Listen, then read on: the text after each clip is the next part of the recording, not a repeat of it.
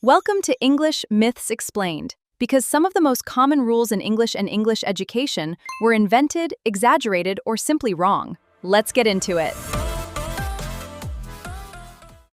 There is a word that causes more arguments about grammar than almost any other in contemporary English. The word is literally. Every time someone says, "I literally died laughing," or "my bag is literally so heavy," someone else corrects them. That correction is based on a myth. Figurative literally has been in the English language for over 300 years.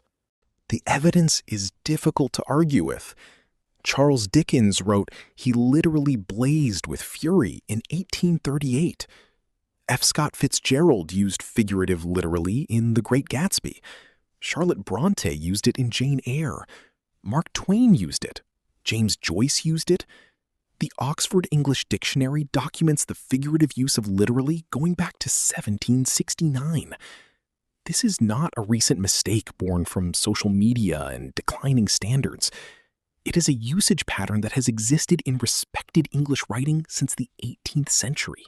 The campaign against figurative literally is largely a 20th century phenomenon. Usage guides in the mid-1900s began flagging it as a misuse, creating the impression that it was new and wrong. But by the time those guides were written, figurative literally had already been standard for nearly 2 centuries. The objection was not based on historical evidence. It was based on a preference for logical consistency in language, the same impulse that produced the double negatives myth and the Latin grammar rules we covered in previous episodes. The word literally now has 2 coexisting meanings in standard English. The first is its original meaning, in a literal manner, without exaggeration. The plan literally cannot fail. The second is as an intensifier, used for emphasis, signaling that what follows is being treated as true for the purposes of the statement. I literally cannot move. Both meanings are documented in every major dictionary. The Merriam-Webster, the Oxford English Dictionary, and the Cambridge Dictionary all list the intensifier meaning. Knowing that 2 meanings coexist and choosing the right context for each is what advanced English actually looks like. When should you use each? In professional writing and formal contexts, stick to the original meaning, where literally signals that something is factually, not figuratively, the case. In conversation and informal writing, the intensifier use is completely standard and widely understood.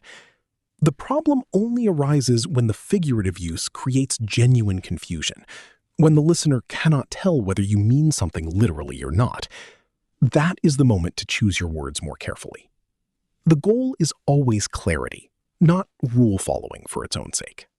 Figurative literally has been in English since 1769. Dickens used it. Fitzgerald used it. Every major dictionary now lists both meanings as standard. The controversy is a 20th century invention based on preference, not history. Use it in informal and conversational contexts with complete confidence. Reserve the original meaning for formal writing, where precision matters. That is 7 myths down. Subscribe to Fluent Daily for more.